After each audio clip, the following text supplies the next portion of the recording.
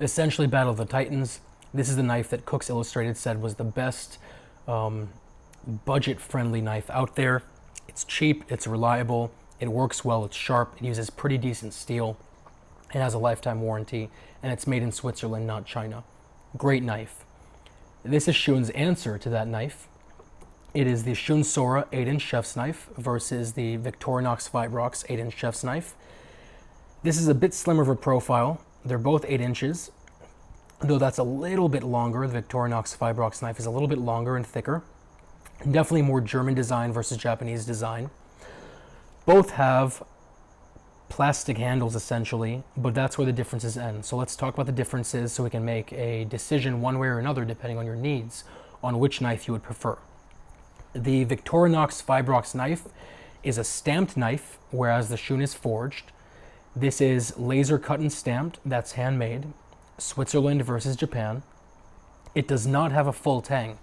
So the tang actually ends about right here, and it has the handle molded around it.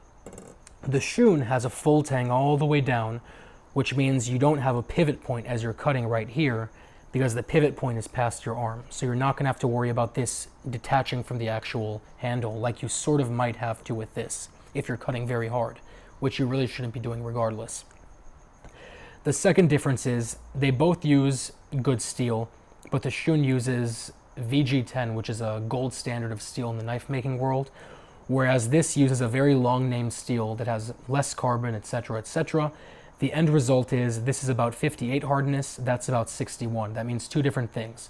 Number one, since it's harder, it's going to hold its edge better than this is, noticeably better, because it's going to be more resilient to things being bent and bent and bent as you're cutting. That lack of bending has an other side to the coin though. Since it's harder and since it resists bending, that energy needs to go somewhere, which means if you're being very rough with the knives, which again you shouldn't be doing, it's going to be more prone to chipping, because you can't bend it, so a chunk is going to break off. You shouldn't be using it to cut through ice or doing weird things, so that shouldn't really be as much of a problem. You should always be using an end grain cutting board, with any sort of high-end knife, but it's a thing to consider. However, there are a couple of other things to consider. This is actually made of multiple pieces of steel, whereas this is again stamped out of a single sheet of steel. This is VG10, which is then wrapped with stainless steel and welded on, which leads to this gorgeous wave pattern you can see there. That does another thing besides adding that gorgeous wave pattern. It makes the knife very, very resilient to stains, rust, pitting, things like that. Finally, while both have lifetime warranty, this comes with free sharpening. So at 8 inches, if you're taking it to a reputable sharpener, this knife is going to cost you about $5 an inch to sharpen, which means about $40. This knife over at Shun, you mail it to them, they'll either sharpen it, or if they see any defects in the knife, they'll send you a brand new knife for free. So essentially, any money saving, this is my mindset, any money you save by getting this knife, if you sharpen it once, that money savings is gone. If you end up having to buy a new knife because you decide not to sharpen it, the savings is gone. And at the end of the day, even if you never had to sharpen this, or even if you only sharpened it once, this is forged as a full tang. It uses better quality steel. It's multiple pieces of steel. It's handmade. It's definitely a better knife, and it looks like a piece of art. You can show it off. You can, brag about it a little bit. It's jewelry for your kitchen. I think it's better to buy once, cry once. That's my personal opinion.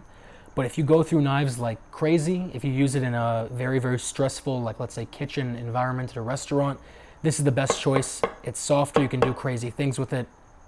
That not so much. If you're very deliberate when you cook, if you have higher skill or you want to have higher skill and you want to sort of force yourself to increase your skill set, this is a knife I would suggest. If you're going to be throwing these into a dishwasher or, wrecking them, working in, let's say, a crazy kitchen environment, use this instead. I'll put links down to both below. If you have any questions, let me know. If you have any comments, let me know. But otherwise, I'll talk to you very soon.